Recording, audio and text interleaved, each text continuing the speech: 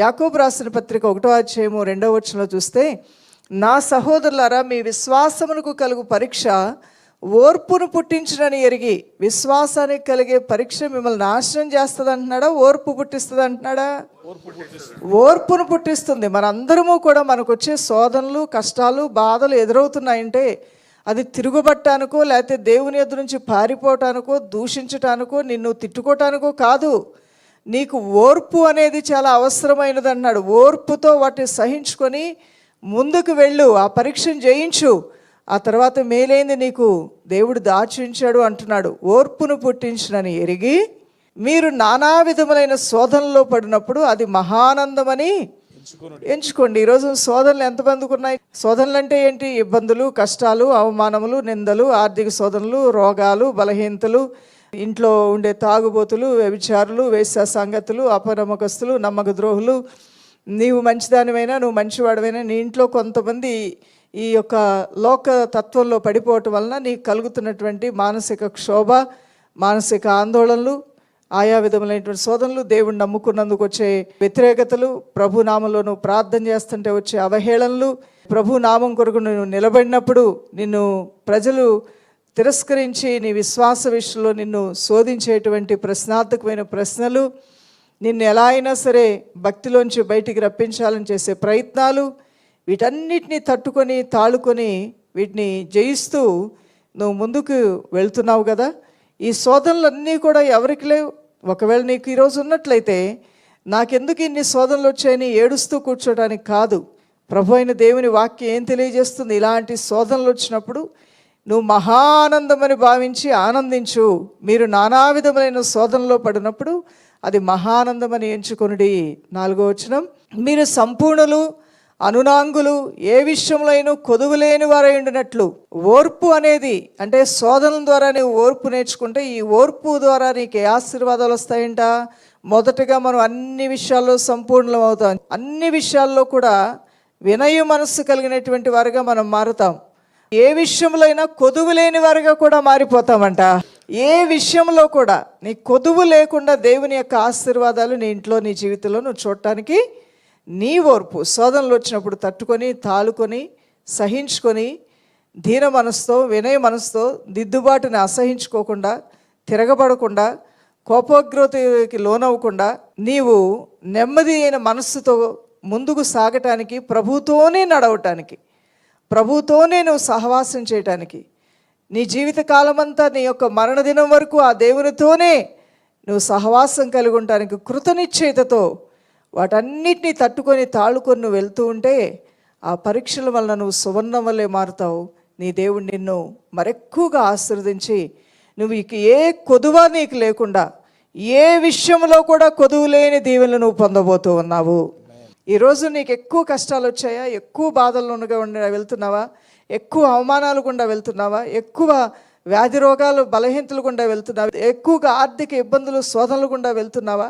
సహనంతో, ఓర్పుతో నీ ప్రయత్నం నువ్వు చేస్తూ, లోకంలో చేయాల్సిన ప్రయత్నం చేస్తూ, ప్రార్థన, ఉపవాసం, విజ్ఞాపంతో దేవునిసలు నువ్వు కనిపెట్టుకొని తొందరపాటు నిర్ణయంలోకి వచ్చి నేను చచ్చిపోతానో, నేను ఆత్మహత్య చేసుకుంటానో, లేకపోతే వాడు నాకు అన్యాయం చేశాడు, వాడిని కూడా వాడికి నేను అవమానపరుస్తాడు, పరువు తెస్తాను, వాడి పని పడతాను, పంటికి పన్ను కంటికి కన్నులాగా ఉంటానో నీ మనసులో నువ్వు ఆ విధంగా హృదయాన్ని కఠినపరుచుకోకుండా నువ్వు నెమ్మదితో కూడిన మనస్సు కలిగి, వినయ మనస్సు కలిగి ఉండి ఆయన సన్నిధిలో ఓర్పుతో నువ్వు కనిపెట్టుకుని వేడుకుంటూ ఉంటే ఒక శుభదినం రాబోతుంది. ఏ విషయంలో నీ కొదువు లేని స్థితిని దేవుడు ఇవ్వబోతూ ఉన్నాడు.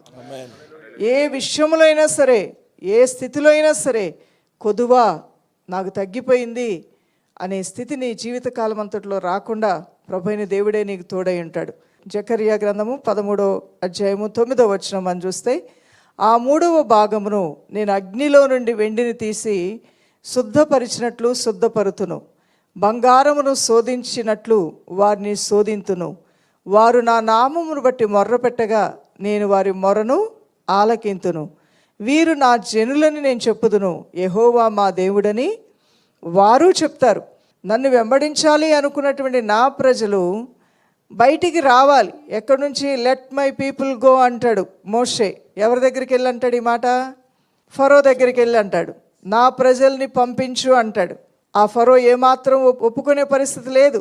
ఒప్పుకోనన్నాడు. నిర్గమాకాండము 5వ అధ్యాయము 1వ వచనంలో మనం చూస్తే, తరువాత మోషే అహరోనులు వచ్చి ఫరోను చూచి, ఇజ్రాయేలు దేవుడని యెహోవా అరణ్యములో నాకు ఉత్సవము చేయుటకు నా జనమును పోనిమ్మని ఆజ్ఞాపించుచున్నాడండి. నా జనము అంటున్నాడు. దేవునికి స్తోత్రం కలుగును గాక. అవును, ఆయన్ని సేవించే ప్రజలకి ఆయన నా సొత్తు, నా జనులు అంటున్నాడు. హల్లెలూయా. చూసారండి, మనలో ఏముందనండి ఆయన నా జనులు అంటానికి? ఆయన పరిశుద్ధత ముందు మన పరిశుద్ధత ఏ పాటిది? ఆయన నీతి ముందు మన నీతి మురికి గుడ్డల వంటిదే కదా.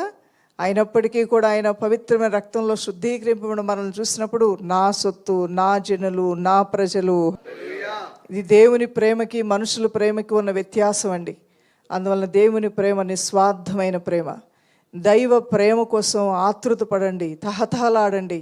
ఆ దేవుని హత్తుకొని ఉండటానికి, ఆ దేవుని కటాక్షం పొందుకోవటానికి ఎల్లప్పుడూ కూడా పూర్ణ హృదయంతో మంచి మనస్సు కలిగి ఉండండి. నువ్వు ఈ సేవించే ఈ దేవుడు నీకు ఎప్పుడూ అన్యాయం చేసేవాడు కాదాయన. ఒక విధంగా ఐగుప్తు లోకానికి సాదృశ్యంగా ఉంది, ఫరో సాతానికి సాదృశ్యంగా ఉన్నాడు అనుకుందాం.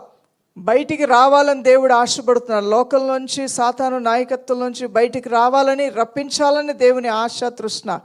లెట్ మై పీపుల్ గో, నా ప్రజల్ని బయటికి పంపించు, నా జనులు వెళ్ళాలి అని నేను కోరుకుంటున్నాను అంటే ఫరో ఏమంటాడో తెలుసా? నా ప్రజల్ని ఆరాధించడానికి పంపించవయ్యా అని దేవుడు మోషే ద్వారా చెప్తుంటే, ఐగుప్తులో ఆరాధన చేయకూడదా? ఐగుప్తులో ఉండకూడదా? ఆ తర్వాత ఐగుప్తులోంచి వెళ్ళినా కొంచెం దూరంలోకి వెళ్ళి ఆరాధన చేయాలి, ఎక్కువ దూరం వెళ్ళకండి అంటాడు. మరలా ఏమంటాడు మూడోసారి? కుటుంబాలను ఎందుకు తీసుకెళ్తారు? ఒక్కళ్ళు వెళ్తే సరిపోదేంటి?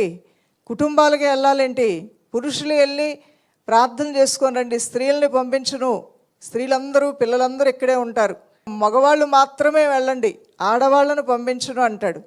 ప్రభు అయిన దేవుడేమన్నాడు? మగాళ్ళను మాత్రమే కనానుకు తీసుకెళ్తా అన్నాడా? అందరినీ తీసుకెళ్తా అన్నాడా? అవును, దేవుని ఉద్దేశం పురుషులో స్త్రీలో ఒక్కళ్ళే రక్షింపబడి కాదు, నీ ఇంటిల్లపాది రక్షణలోకి రావటం దేవుని ఉద్దేశం అయినది. ఒక్క మాటలో చెప్పాలంటే సర్వలోక భూజనులు రక్షణలోకి రావటం దేవుని ఉద్దేశమై ఉన్నది. ప్రభు అయిన దేవుడు చెప్పాడు, భార్య, భర్త, పిల్లలు మీకు కలిగిన సంపదతో, పశువులతో కలిసి మీరు బయలుదేరండి, మీదంటూ ఏది ఐగుప్తులో ఉండకూడదు. మీరు ఐగుప్తు నుండి ప్రత్యేకపరచబడి సంపూర్ణముగా బయటికి రండి అని ప్రభు అయిన దేవుడు తెలియజేస్తున్నాడు. ఈ రోజున ఐగుప్తుకు సంబంధించింది ఏదైనా నీలో ఉందా దేవుని బిడ్డ? సంపూర్ణముగా బయటకు వచ్చేసావా? ఇంకా ఏదైనా ఉందా?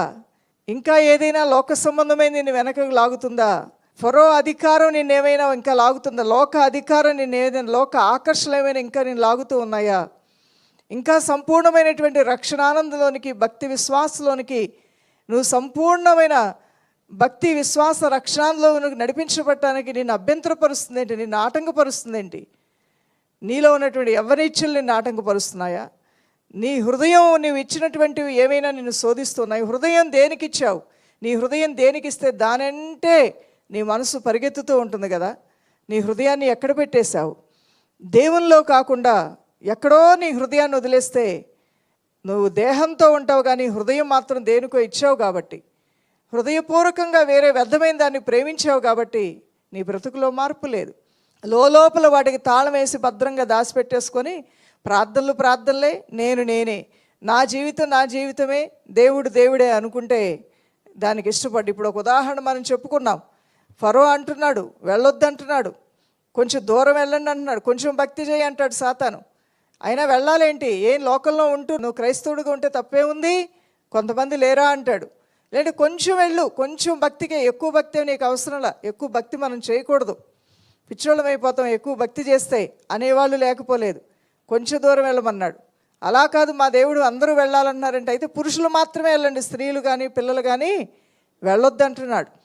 ఎవరో ఒకళ్ళు రక్షణలోకి వస్తే చాలు కదా. ఇంట్లో అమ్మ నాన్న ప్రార్థన చేస్తాను, నేను కూడా చేయాలేంటి?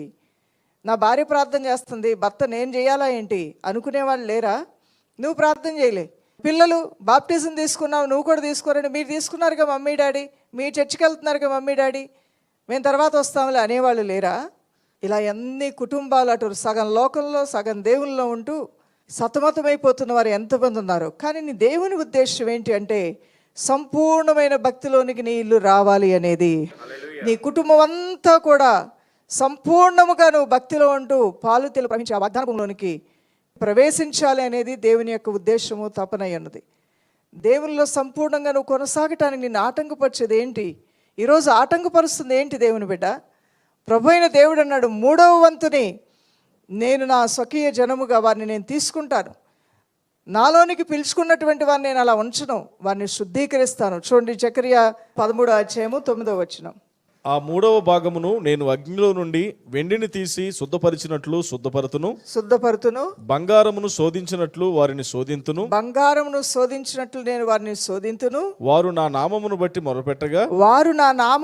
మొరపెట్టగా నేను వారి మొరను ఆలకిస్తాను. నేను వారిని శోధించిన తర్వాత, వారిని శుద్ధీకరించిన తర్వాత, వాళ్ళని పవిత్రపరిచిన తర్వాత, వారి జీవితాల్లో నేను చేసే కార్యాలు ఎలా ఉంటాయంటే అన్ని విషయాల్లో దీవించబడతామని యాకోబు రాసిన పత్రిక 1:2-4 మనం చదివాం.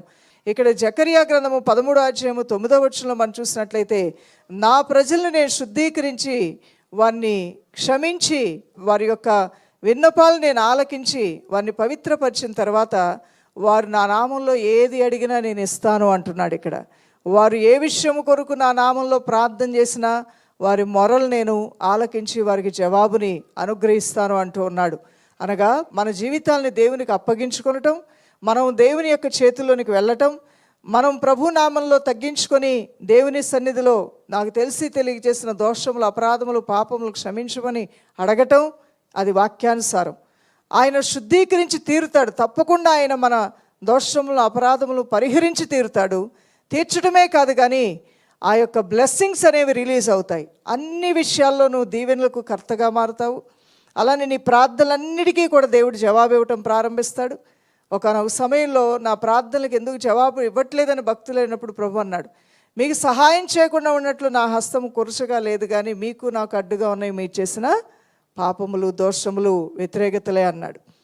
ఈ రోజున మరి హృదయశుద్ధి కలిగిన వారు దేవుడిని చూస్తారు. కాబట్టి నీకును నీ దేవునికి మధ్యలో ఉన్న ఆటంకాలు ఏమైనా ఉంటే, పొరపాట్లు ఏమైనా ఉంటే తప్పకుండా నిన్ను తగ్గించుకుని ప్రార్థన చేయటం వలన ఇలాంటి గొప్ప ఆశీర్వాదాలు నువ్వు చూడగలుగుతావు. దేవుని బిడ్డ, ప్రభు అయిన దేవుడు ఎవరిని ప్రేమిస్తాడో వారిని తప్పకుండా శోధిస్తాడు.